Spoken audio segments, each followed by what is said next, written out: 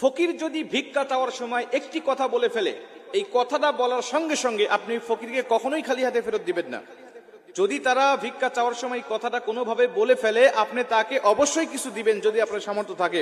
তাকে না দিয়ে আপনি কখনো বিরত থাকবেন না। কারণ বিশ্বনবী বলেছেন, যদি কোনো ভিক্ষুক, কোনো সাইলকারী কোনো ব্যক্তির কাছে এই কথাটা বলে ভিক্ষা চায়, আর যদি সে ভিক্ষা না দেয়, তাহলে আল্লাহ পাকের লানত পড়বে ওই লোকের উপরে। ও না দেওয়ার কারণে তার উপর লানত পড়বে, সে গুনাহগার হবে, সে পাপী হবে।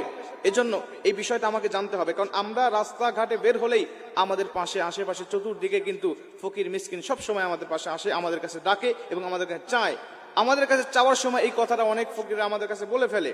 আমরা অনেক মানুষ আছি তাদেরকে দেই না, বরং দেই না তো অনেক মানুষ আছে তাদেরকে এতটা কষ্ট দিয়ে কথা বলে, যে কষ্ট পাওয়ার পরে অনেক ফকির আছে যারা প্রকৃতপক্ষেই অভাবী, যারা খুব কষ্টে পড়ে, দুঃখে পড়ে আসছে, মানুষের কাছে হাত পাচ্ছে। এদের কাছে যখন কোনো মানুষ গালমন্দ করে কোনো কথা বলে, তারা দু চোখ দিয়ে শুধু পানি